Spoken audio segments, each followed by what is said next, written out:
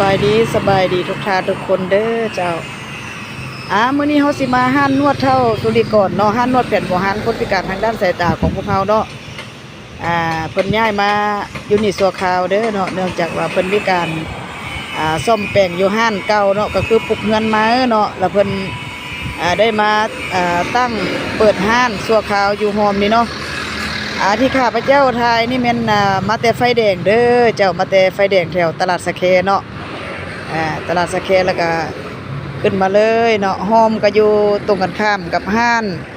คันทารีเฟอร์นิเจอร์เนาะหรือว่าโฮม10ธาตุหลวงกลางนั่นเองเนาะอันนี้ก็แม่นจะค่อยขึ้นไปวงเวียนธาตุหลวงเนาะอยู่ก้ามขวก็จะแม่นเดินพระธาตุหลวงเวียงจันทน์เนาะพวกเฮาที่เข้ามา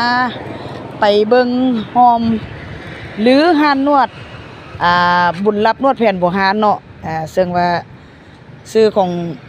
สามีเพิ่นก็แม่นทานสุริกรเนาะแต่ว่าป้ายห้านนวดจะชื่อบุญรับบริการบีบเส้นแผ่นบ่หานเนาะหรือว่าห้านนวดคนพิการทางด้านสายตาของพวกเฮานั่นเองเนาะโรงเรียนอนุบาลอุดมพรเนาะหรือว่าบ้านธาตุหลวงกลางนครหลวงเวียงจันทน์ลาวเนาะโฮม10นี่เลยเฮาขี่มาก็เลี้ยวขวาเข้ามาเลยเนาะแต่ปากโฮมเข้ามาเพียงแต่5เมตรเท่านั้นเนาะ5เมตรเท่านั้นเพิ่นบ่ไล่ต้นไม้นี่เด้อเจ้า เนาะ5เมตรเท่านั้นเนาะคันไล่มาฮอดนี่ก็10เมตรนั่นแหละเนาะ มาแล้วก็จะเห็นแบบนี้เลยเนาะนี่เลยทานสุริกรนั่งอยู่นี่เลยเนาะนี่เลยเนาะมาแล้วก็ทานสังเกตเห็นป้ายเนาะหรือว่าทานใดที่ว่ามาทางห้องการบ้านเนาะห้องการบ้านก็ขี่มาทางนี้เลยเด้อทะลุเส้นทางเดียวกันเด้อเนาะนี่เลยโฮม10เด้อ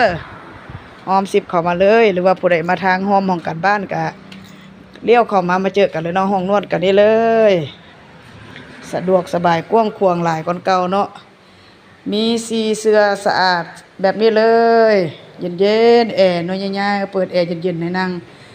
มีบอนโซฟาให้นั่งรอท่าพร้อมเนาะหรือว่าบอนซากแบตโทรศัพท์ไว้คอยบริการให้เป็นที่เรียบร้อยเนาะนี่เลยเนาะผู้ใดมาก็บ่ต้องย่านเด้อว่าโอ้บอนเสียบไฟซากไฟแบตโทรศัพท์นี่บ่มีเด้อเจ้าละกะ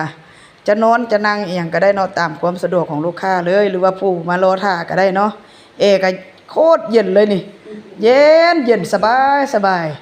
เวลานวดแล้วก็นอนพักผ่อนไปในตู้เลยเนาะผู้ใดสนใจก็มาแวะเด้อบ่ได้ไกลไปไกลมากก็มาแวะนวดผ่อนคลายแล้วก็นอกจากนั้นก็นวดแก้จุดเจ็บนำเด้อเจ้ามาแล้วบ่ผิดหวังเนาะมาก็สิเจออาจารย์ไพมณีแน่แล้วก็สาวตูเนาะนี่เด้อสาวรับเจ้าของห้านเนาะนี่เลยนี่ผ้าปูเพิ่นก็ซักสะอาดทุกมื้อเลยนี่อันนี้เพิ่นหากระซักแล้วเพิ่นกำลังพับเนาะ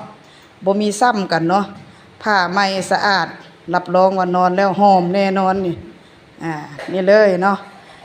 ติดแคมทางเลยเด้อบ่ได้ยุ่งยากหยังเนาะติดแคมทางเลยขี่รถมาจอดแล้วก็เข้ามานวดเย็นๆเลยเนาะ